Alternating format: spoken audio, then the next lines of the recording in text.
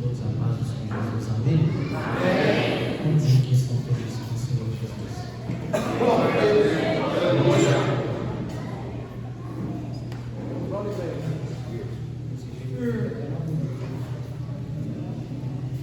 Quantos aqui estão felizes com o Senhor Jesus? Se vocês quiserem aumentar, eu prometo que na hora que eu ver que eu vou deitar, eu tiro assim. Aí fica bom para vocês. Amém. Deus abençoe todos em nome de Jesus. Irmãos, com muita alegria, eu já fui apresentado aqui essa manhã a pessoa do nosso pastor presidente, e nesta oportunidade eu quero agradecer a Deus por mais uma vez estar aqui no campo de Divinópolis. Para mim é uma honra. Isso aqui para alguém pode ser apenas uma porta, mas para mim é uma promessa de seguro. Aleluia! E eu aprendi com meu pai e com minha mãe que chaves pequenas abrem portas grandes. E eu sei honrar onde eu chego, tá? Eu guardo isso no meu coração. E através dessas palavras eu quero agradecer a pessoa do nosso pastor presidente aqui, o Senhor, a sua casa, a sua esposa. Deus abençoe vocês em nome de Jesus. Deus nos conceda graça, sabedoria, virtude do Espírito Santo para continuar caminhando sem se vangloriar em nome de Jesus. A pessoa do meu pastor amigo, eu posso te chamar de amigo. Eu aprendi uma coisa: Deus, quando quer nos presentear, Ele nos apresenta pessoas. O Espírito Santo me apresentou o Senhor. Quero agradecer ao Senhor pela sua vida, em nome de Jesus. Eu agradeço ao Senhor, eu agradeço toda a diretoria da UJADEC. Deus abençoe em nome de Jesus. Está aqui a minha irmã, minha intercessora, minha ajudadora, companheira nas caminhadas dos momentos difíceis. O Espírito Santo está comigo e ela sucede o Espírito Santo juntamente com a minha mãe, com gemidos inexprimíveis através da nossa vida. Quantos aqui trouxe Bíblia essa manhã? Aleluia! Meu pastor regional esteve aqui ontem e para mim é uma honra. Eu só queria ter pegado primeiro que ele, mas eu louvo a Deus pela vida dele também, em nome de Jesus. O pastor disse que ele nos apresentou aqui ontem, e eu dava um abraço ao meu pastor local também, meu pastor Hélio, para toda a igreja em nome de Jesus. Localiza por gentileza primeira epístola ao Tessalonicenses, no capítulo de número 5. Primeira Tessalonicenses, capítulo de número 5, versículo de número 17. Você que for localizando, sinaliza com glória a Deus para mim saber o que você está achando. Isso. Eu vou folhear as Bíblias e eu vou esperar por todos aqui essa manhã. Prometo que eu não serei enfático nas minhas palavras, mas bem sucinto naquilo que o Espírito colocaram no meu coração essa manhã. E eu prometo que já a gente está deliciando o banquete que está sendo preparado aí. Amém? Quantos acham que ganhou? Eu vou morar no céu. Eu vou morar no céu. Glória a Deus. Escrito está: orai sem cessar. Orai sem cessar.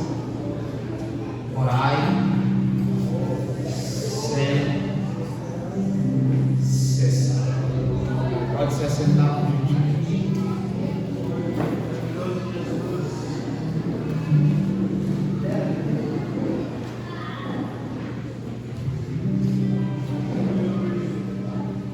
Eu não farei rodeios essa manhã. Todos conhecem essa narrativa, eles conhecem muito bem as epístolas escritas por Paulo. E eu preciso da atenção de vocês. E eu prometo que se você tiver uma necessidade de conversar, eu paro para te ouvir. Mas se você veio aqui escutar o que o Espírito Santo de Deus tem para te dizer, por gentileza, fale para alguém que está do seu lado. No final a gente conversa.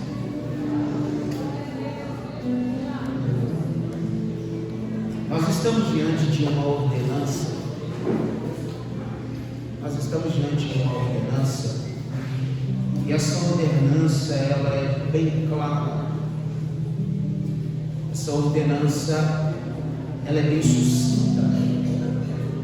Pois o apóstolo Paulo vai estar transmitindo essa ordenança para a igreja que está localizada em Tessalônica. De verdade é que essa igreja que está localizada em Tessalônica está sendo orientada por este homem que se chama Paulo. A ordem transmitida por ele é bem direta. Paulo está dando um direcionamento, e o direcionamento é esse.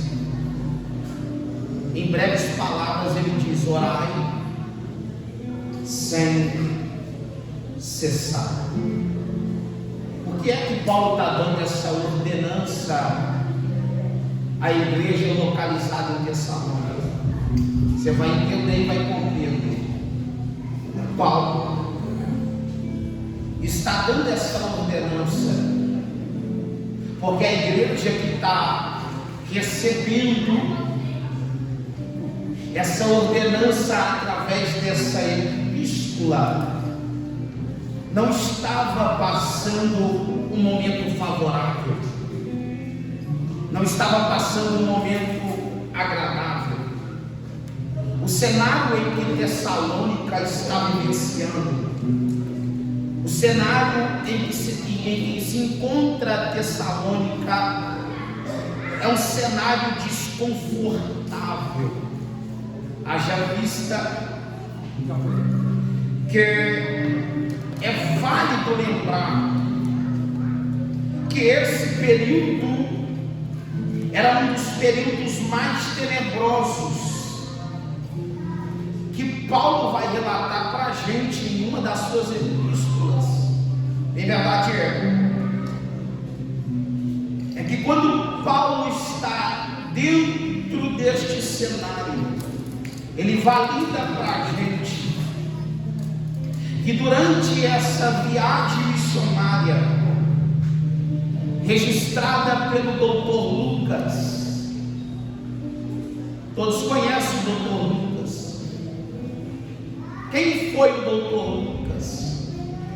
Em breves palavras eu introduzo para você a narrativa por trás deste homem. Lucas é um doutor formado.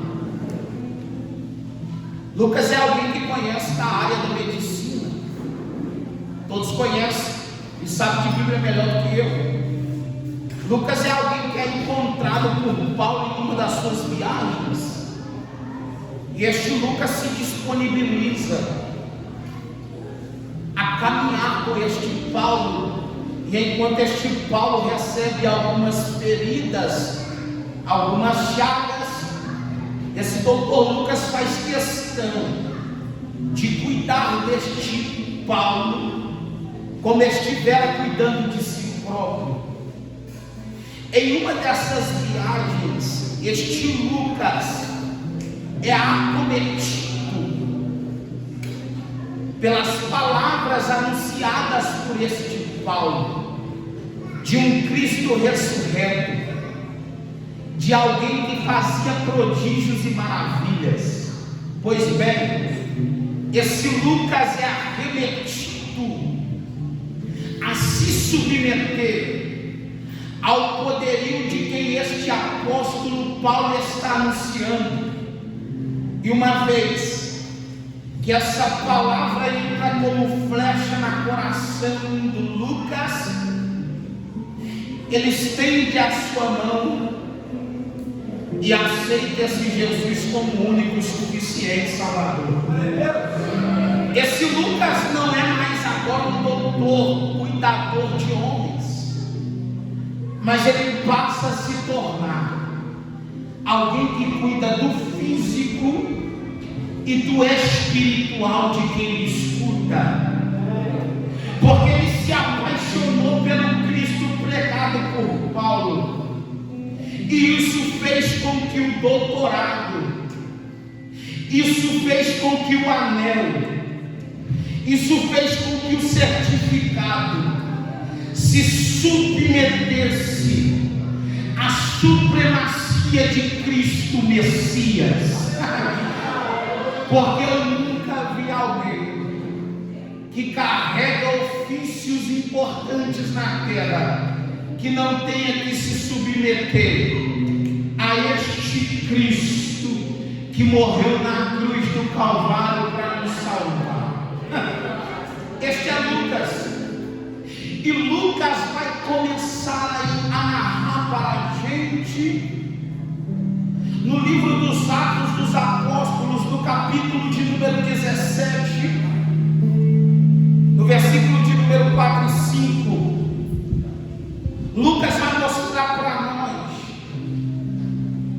as marcas que todo missionário carrega. Lucas vai mostrar para nós todas as marcas que a obra de Cristo, direcionada pelo Espírito Santo, carrega consigo. Toda a obra direcionada pelo Espírito Santo, escute isso, vai ter essas marcas que estão sendo apresentadas por Lucas sobre a igreja que está em Tessalônica.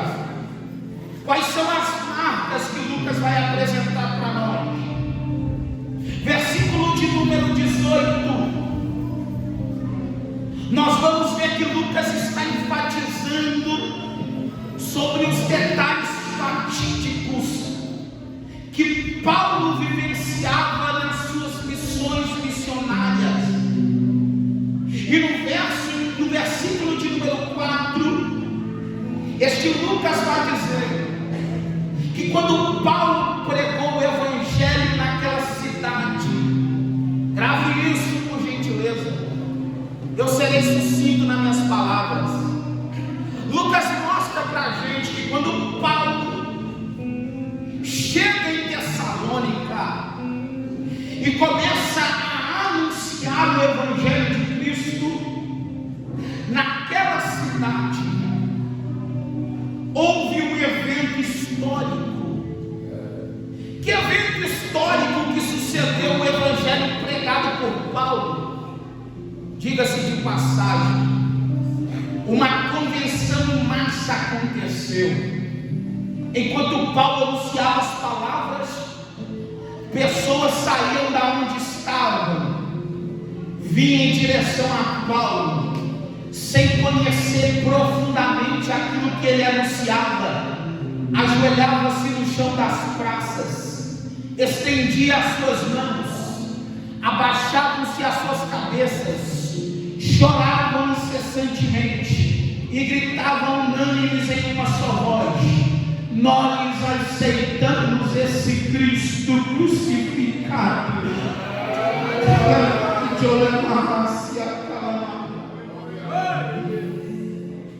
Houve uma conversão em Tessalônica, um crescimento instantâneo, de forma imediata, sucedeu aquele país. Pessoas se assustaram com a revolução que aquele homem causou, porque toda a obra direcionada pelo Espírito Santo, escute isso, é inevitável que haja crescimento. Alguém tem mão para levantar na introdução? Receba isso porque é de graça. Vai haver crescimento, o inimigo querendo ou não. Alguém levantou uma das mãos e eu preciso das duas porque eu senti graça. Vai haver crescimento. Quem não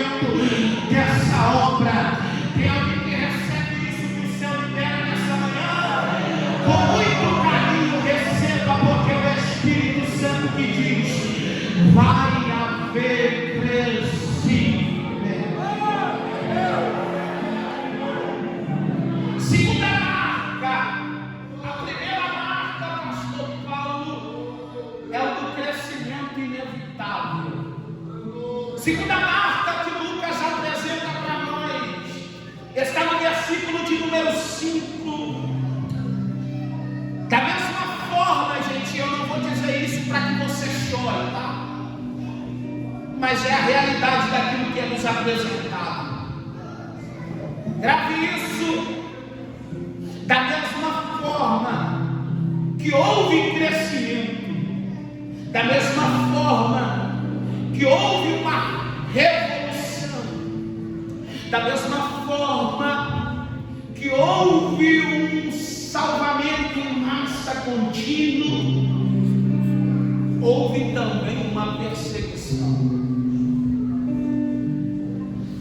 A perseguição se inicia. Olha para cá, por gentileza. A perseguição que houve aqui, gente, era com quem anunciava o Evangelho. Lucas diz para nós. A segunda marca se apresenta. E a segunda marca olha para Paulo e diz: Paulo, você pregou. E agora eu quero ver se você sustenta aquilo que você prega. Porque a perseguição está sendo levantada contra Paulo. E quando a perseguição se levanta, Paulo está entrando na casa do anfitrião. E se não me falha a memória, esse anfitrião está recebendo Paulo com tanta veemência. Jason é o nome dele. Ele abre as portas da sua casa para Paulo e ele sabe que uma perseguição está surgindo,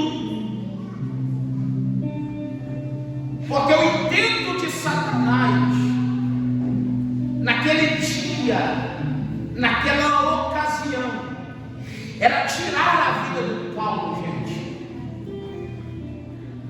porque a intenção do inimigo sempre será acabar com a base do crescimento da igreja. Eu não sei se você é inteligente para entender isso, mas grave por gentileza. Todas as vezes que Satanás te perceber que está havendo um crescimento, ele não parará o crescimento, mas ele tentará parar a base que deu aquele crescimento. Você entendeu? É por isso que alguém olhou no Egito e disse: o povo está crescendo. Alguém arrumou uma reunião e disse: nós estamos vendo o povo crescer. Alguém deu uma ideia e disse: como faremos para parar o crescimento do Egito? Alguém com uma sabedoria para o mal olhou e disse: mate todas as crianças do sexo masculino. Só que olha para cá, gente, o texto vai ser enfático em dizer para nós que eles até arquitetaram o plano, eles até maquiavam para poder fazer e planejar o mal. Só que o texto diz que antes mesmo dos soldados chegarem na casa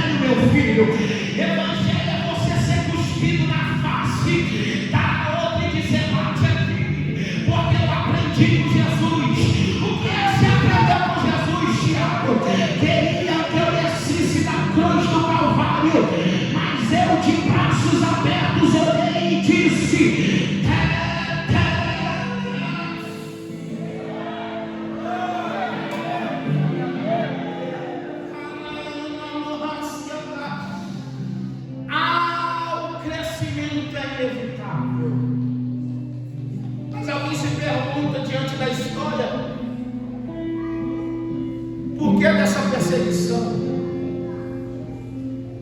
porque estão perseguindo Tessalônica. Se você não conhece, eu te falo. Tessalônica era uma cidade estratégica, era uma cidade muito vista, ela era muito visitada, muito revisitada.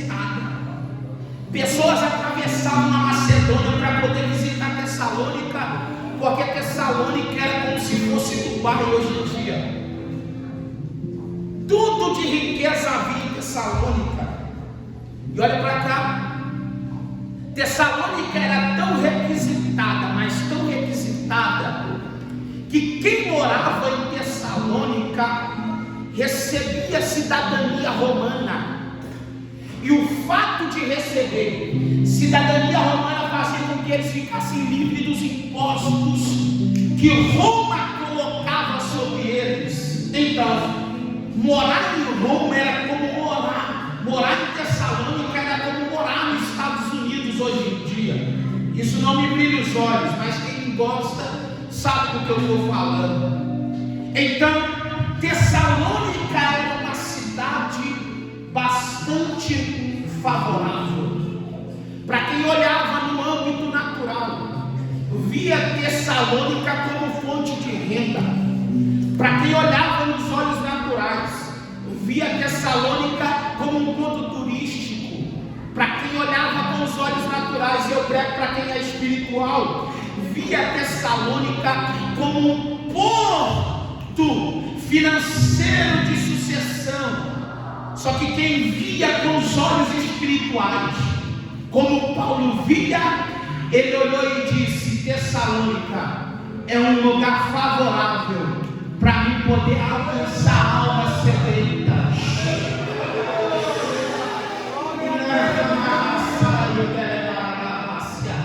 Paulo entendia isso, e é por isso que Paulo vem trazendo a palavra para Tessalônica. Só que olha para cá, gente. Paulo está fugindo do contexto histórico, da cultura implantada dentro de Tessalônica. Quando Paulo entra em Tessalônica, meu pastor, os oficiais daquela cidade vê Paulo como um revolucionário, alguém que está vindo na contramão dos costumes, alguém que está vindo na contramão da ética que foi plantada, alguém que está vindo na contramão do governo bélico daquela região. Então, quando eles vê Paulo anunciando o evangelho, que eles ainda não conheciam, e vê Paulo em umas palavras simples arrematar uma multidão de pessoas que aonde Paulo ia, queria ir atrás dele, eles viram Paulo como um inimigo e disseram: se nós dermos poder para esse homem, ele governará a Tessalônica. Oh glória! Só que o que eles sabiam, que eles não sabiam, que Paulo não era movido pelos olhos naturais. Paulo era movido pelo espiritual. Alguém olhou e disse: temos que parar ele, temos que matar ele. Mas tem alguém abrindo a porta do livramento dizendo: você não morrerá. O meu nome é Jackson, eu abro a porta e você permanece com vida. Porque todas as vezes que Deus perceber que você está vulnerável e que o crescimento está sendo interrompido, ele abrirá uma porta de escape para haver livramento. Alguém levantou a mão e eu profetizo só para quem levantou a mão. Havia alguns espiões na cidade. Alguém perguntou: vai morrer? Não vai passar dessa noite. Uma prostituta abriu a porta e disse: eu libero para vocês uma porta de escape, mas eu quero uma aliança com vocês.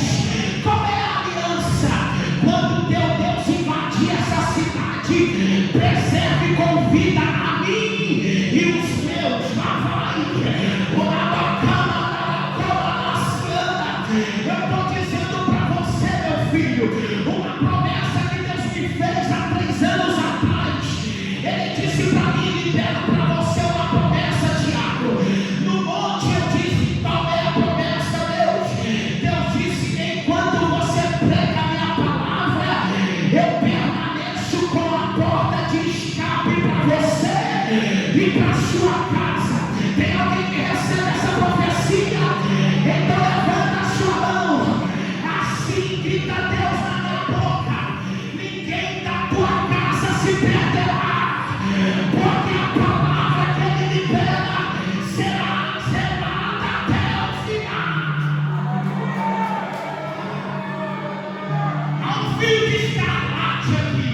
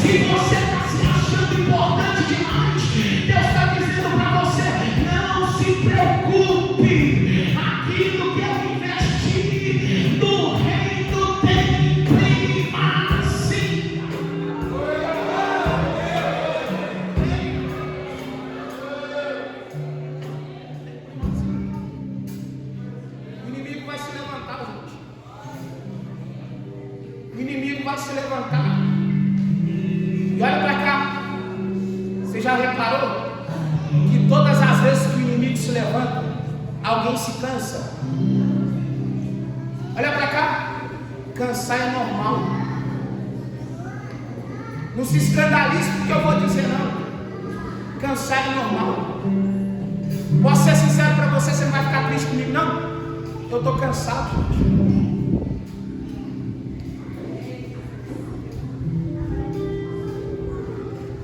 Porque fazer isso que eu estou fazendo aqui de manhã, alguém que está me olhando sentado aí está dizendo é forte demais. tem autoridade demais, tem unção demais. Mas posso te dizer uma coisa? Elias cansou e entrou para a caverna. E a oração que Elias fez foi uma das orações mais sinceras que eu ouvi alguém fazer. Já percebeu qual que é a oração de Elias? Elias olhou e disse: Deus, eu não quero mais nada. O que é que você quer, Elias? Eu só quero a morte. Eu só quero morrer. Deus olhou para Elias e disse: Ô Elias, você me entendeu, meu filho? Entendeu o quê? O que é que tu fazes aqui? Antes de Elias entrar na caverna, está no texto, Deus apresenta para ele e diz: o que é que tu fazes? Precisa ser bom de português para entender isso aqui não, acho que acabou aqui. Precisa ser bom de português para entender isso aqui não, gente. O quê? É Deus dizendo para Elias: antes de você chegar aqui, eu já estava aqui te esperando. Porque eu sei que para você, uma hora ou outra, a caverna apareceria.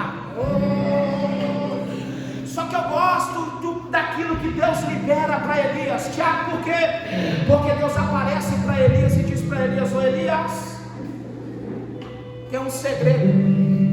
Se levanta e unge outro no seu. Você não parou para pegar isso aqui não, gente? Ele está depressivo dentro da caverna, pedindo a morte, mas Deus lembra ele aquilo que ele carregava.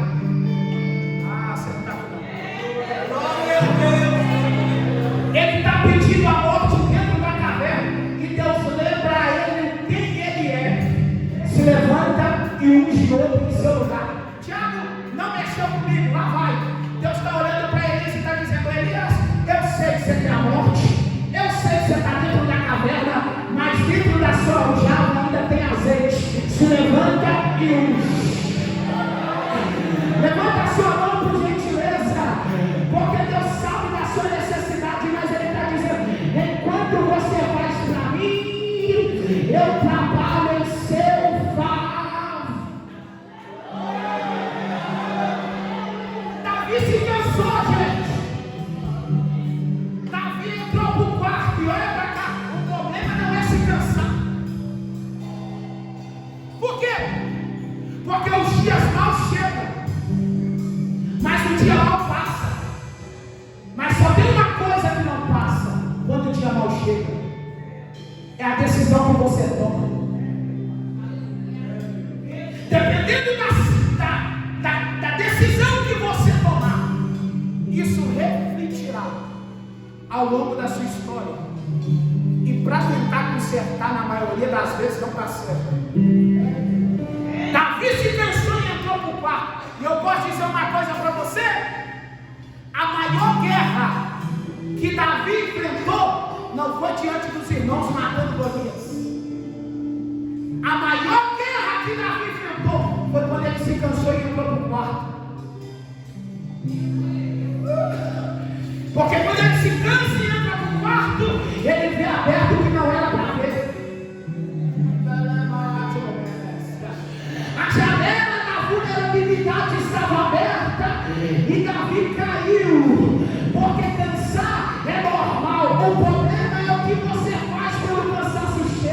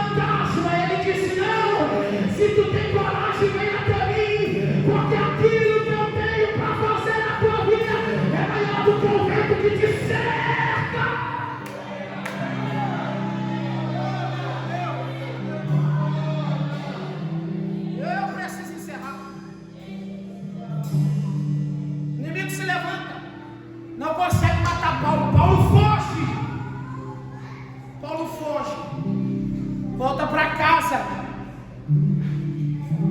Ele tem algumas viagens missionárias para fazer. Entre elas, ele vai visitar alguém cansado. Porque de todos os homens que se cansaram na Bíblia, Paulo foi o que mais se cansou. Mas mesmo cansado, lá vai. Ele está pregando um sermão que durou a noite toda. Alguém cansado, mas entrou no culto. Porque tem gente que gosta de bater no Eutico. Mas eu vejo o Eutico como alguém que estava cansado, mas foi pro culto. Meu Deus. Ô, gente, você está aqui? Ele estava tão cansado na noite da indecisão que ele sentou na janela, nem dentro nem fora. Mas eu estou no ambiente. Alguém está apontando o Eutico, está dizendo, está na meia-noite na indecisão. Lá vai, gente, para quem gosta de Bíblia. Meia-noite o ponteiro bate, o Eutico faz lá embaixo. Lucas estava com Paulo, lá vai Lucas descendo a escada. A multidão está olhando e está vendo a cena e está dizendo, morreu. Lucas assina o atestado de óbito, diz morreu. Data tal, hora tal, dia tal, fatalidade, morreu porque estava na janela. Lá vai Paulo, parando o sermão, descendo a escada, afastando a multidão. Está no texto. Quem gosta de Bíblia pega. Ele afasta a multidão, olha para Lucas e diz assim, dá licença, pega o jovem, abraça ele, dá a mão para ele e diz, vamos voltar para o culto.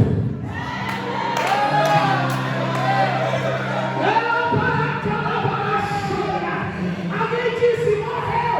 Paulo disse, quem falou que morreu, rapaz? Ele só precisa de um abraço para poder voltar. Eu profetizo que essa manhã Deus está liberando um abraço para essa juventude. Morto você não fica, caído você não fica, parado você não. Receba abraço, receba abraço, receba abraço, receba abraço. Agora!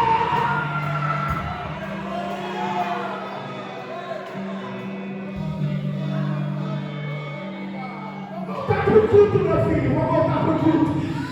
Alguém disse que você morreu, eu estou trazendo vida para você, vou voltar para o culto.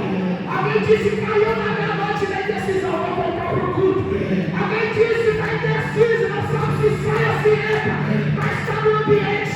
Ó Paulo dizendo, acabou, eu rasgo o atestado de morte, a vida vai voltar e você vai voltar a cantar.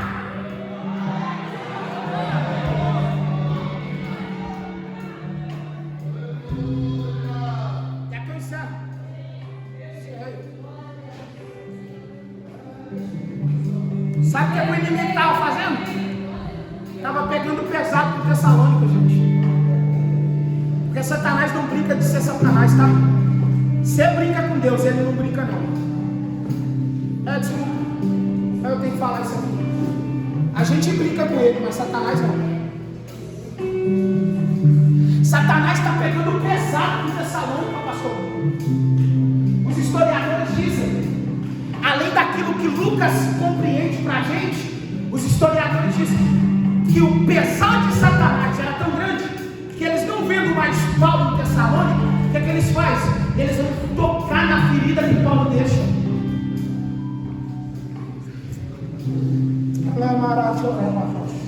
O que é que eles fazem, gente? A igreja está crescendo em Tessalônica. Paulo deixa discípulos em Tessalônica. O culto está acontecendo. Ovelha está gerando ovelha. Almas estão chegando no culto em Tessalônica. Meu pastor, com muito respeito ao Senhor, a igreja está lotada. Satanás olha e diz, já que nós não conseguimos parar a base, a gente para o crescimento. E ele estava pegando pesado, estava entrando em Tessalônica, pegando os pais de família, trazia em praça pública. Sabe o que eles faziam? Trazia membro por membro da família, trazer a esposa. Olhava para um filipiano e dizia: vai negar Jesus? Ele disse: não. Decapitava a esposa. Trazia os filhos: vai negar Jesus? Decapitava-se os filhos. Você quer saber de uma coisa? Matava o pai depois? Não, deixava ele voltar para o culto.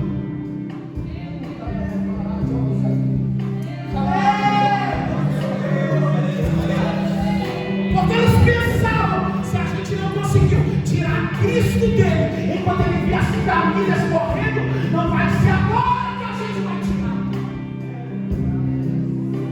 Posso deixar um recado para você? Você já viu tanta coisa acontecer na sua família, você vai deixar Jesus agora?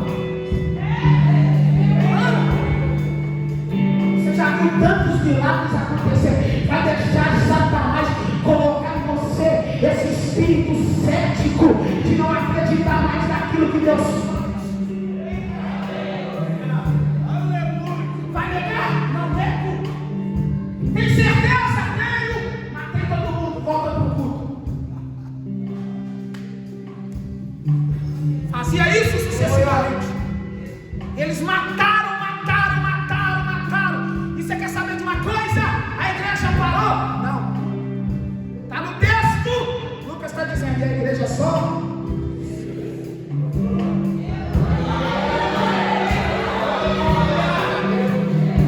A igreja só?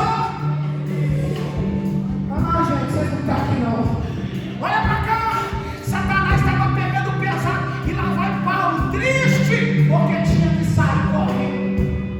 Anos se passam, Elisão.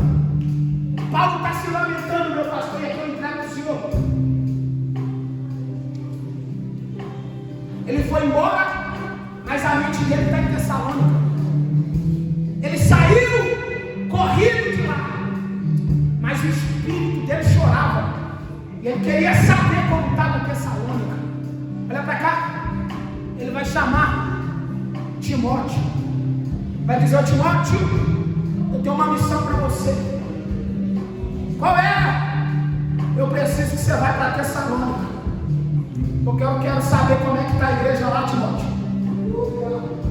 Timóteo recebe a missão como um bom soldado, arruma as malas e vai para Tessalônica.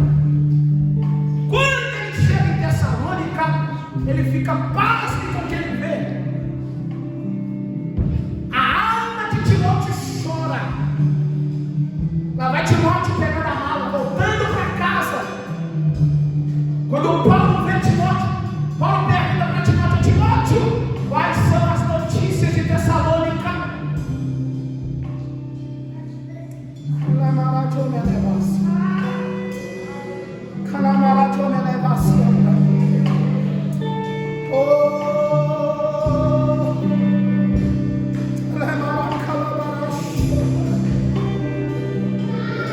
Quais que são as notícias, Timóteo? Timóteo olha para Paulo e diz: ô Paulo, eu tenho para ti duas notícias, uma boa e uma ruim. Paulo diz logo, meu filho. Timóteo olha para Paulo e diz: a primeira notícia é que lá em Tessalônica não tem meio termo, Paulo. Lá em Tessalônica o povo é crente de verdade. E porque lá em Tessalônica não tem essa de ser ou de não ser. Ou você é ou você não é. Por quê? Porque lá, se você não for, eles mostram que você não é. Está matando todo mundo, Paulo. O povo está chorando, está se lamentando. E aí? E aí que tem uma coisa. O quê? Eles não param.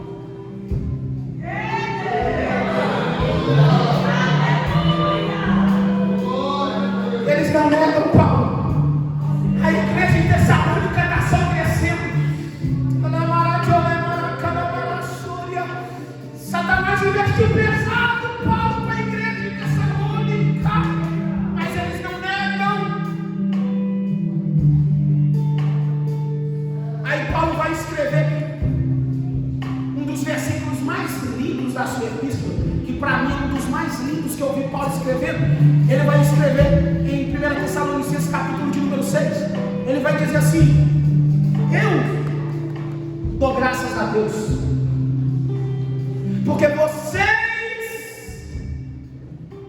foram imitadores de Cristo como eu fui, que mesmo recebendo o Evangelho com muita tribulação e medo, morrendo por causa dele, vocês ainda guardaram o gozo no Espírito. Sabe o que Paulo está escrevendo para Timóteo? Timóteo, saúda eles agora quando você for. Diga para eles que eu sinto orgulho deles,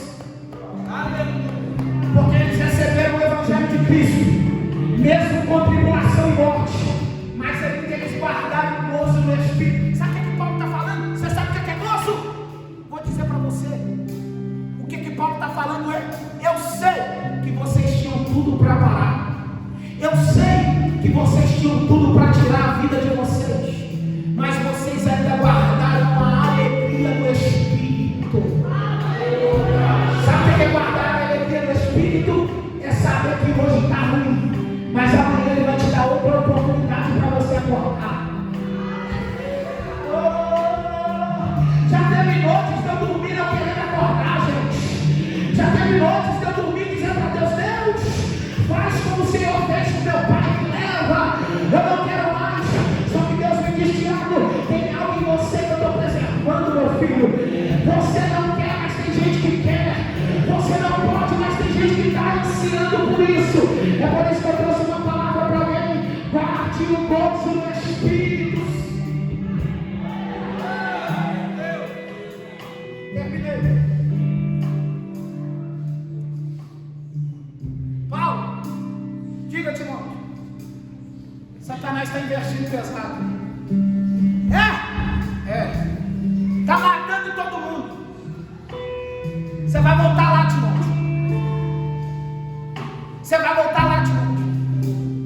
E você vai dizer para eles algo que eu estou direcionando para Tessalônica. Porque se Satanás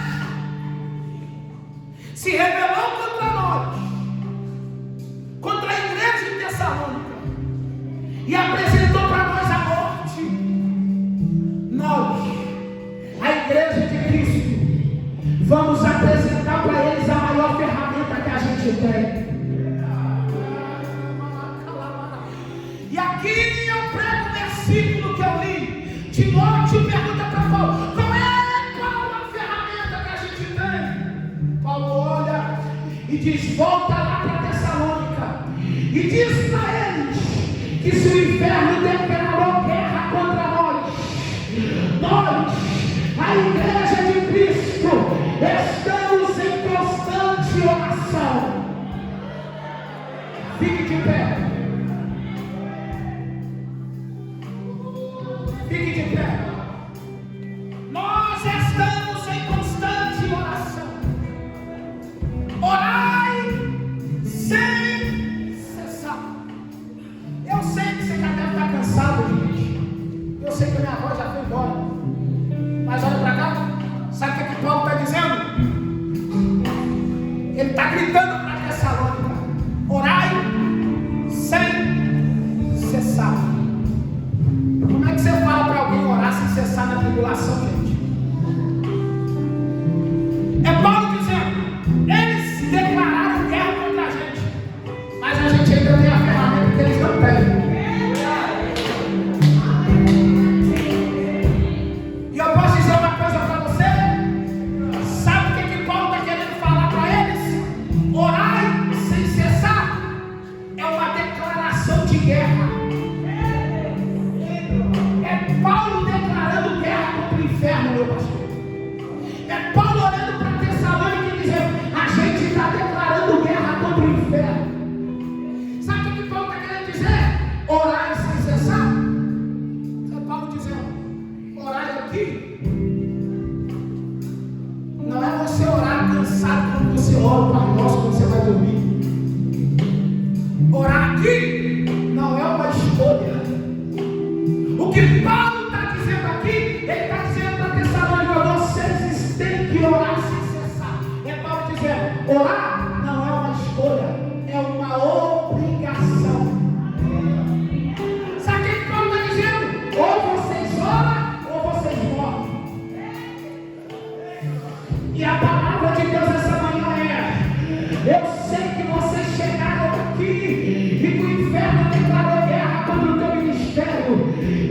você chegou aqui e o inferno declarou guerra contra a tua casa, mas a declaração do inferno é essa: a gente da Ujadec estamos em constante oração, oração.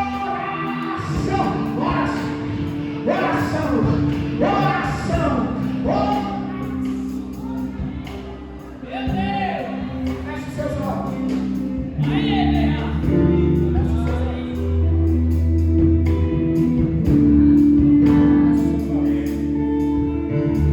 Sabe por quê, gente?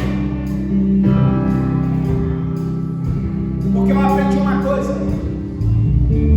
pessoas fugirão de você, pessoas correrão de você, mas está para nascer alguém que fugirá das suas orações. Meu Deus!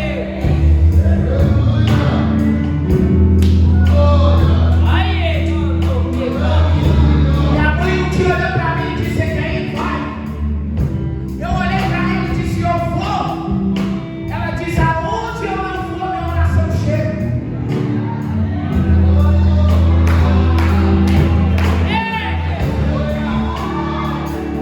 Eu no baile funk 3 horas da manhã, as polícias invadiram Califórnia, lá no Belo Horizonte, começaram a dar tiro 3 horas da manhã. Uma mulher saiu do meio da multidão, apontou o dedo na minha cara e disse: eu não falei para você que aonde eu não fosse a minha oração chegava? Volta, porque eu estou te dando mais um livramento.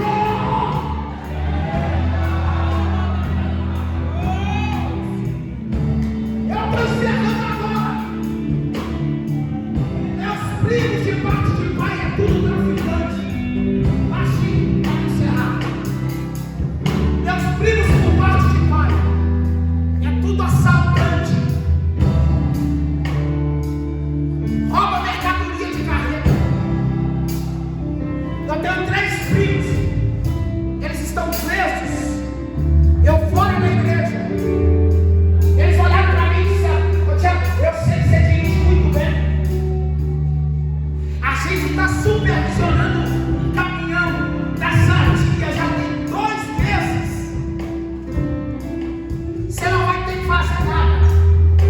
A única coisa que você vai fazer é dirigir até o local, esperar a gente fazer o serviço. A gente vai entrar dentro do carro e você baixa. A gente vai te dar 10 mil.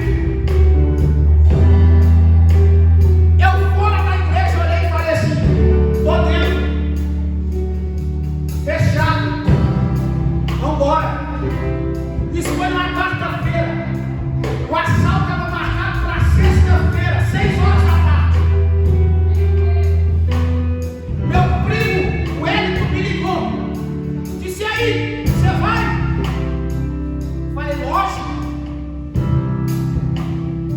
Antes de eu ir, o Espírito Santo de Deus me incomodou e disse: vai, me deu fome, pastor.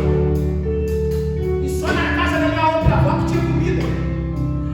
Toda vez que eu estava no bairro, eu descia para a casa dela para poder almoçar. E eu disse: eu vou lá almoçar, tomo banho e vou. Quando eu chego na porta, doido para almoçar, eu falei assim: eu vou correr para ninguém me ver. Quando eu abro a porta, antigamente não tinha trilheiro no portão, o pau escorava no portão. Eu tirei ele devagarzinho, abri o portão, entrei. Quando eu entrei, minha tia estava de braços abertos, olhou para mim e disse: eu estava te esperando. Eu olhei para ele e falei: você estava me esperando para quê? Sabia que eu estava com fome para almoçar? Ela olhou para mim e disse: não, o Espírito Santo disse que ia te trazer aqui.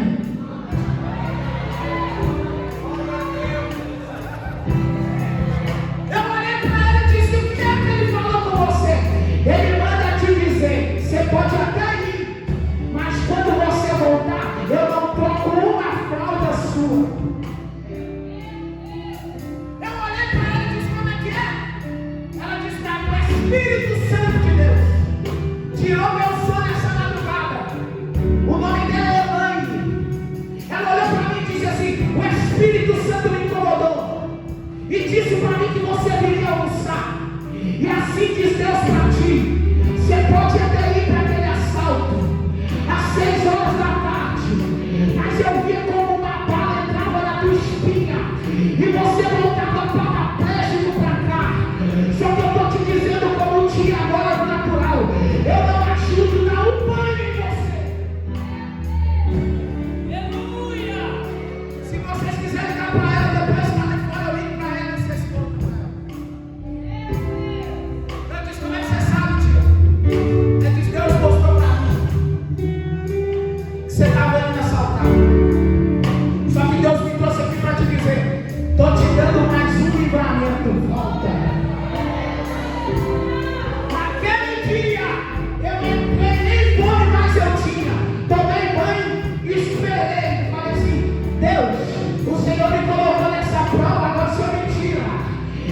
que o Senhor me deu livramento, vai acontecer alguma coisa e eu não vou, porque arregar o pé eu não posso mais.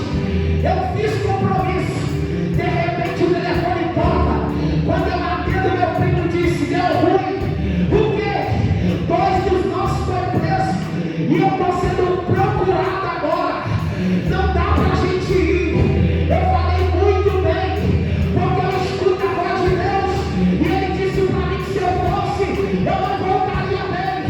Já que vocês me deram essa oportunidade, eu estou dizendo para o Janete: Deus está descendo com livramento essa manhã. Receba livramento, receba livramento, receba livramento. Feche os seus olhos que eu vou lá. Onde de coma na canta na vássia. Onde de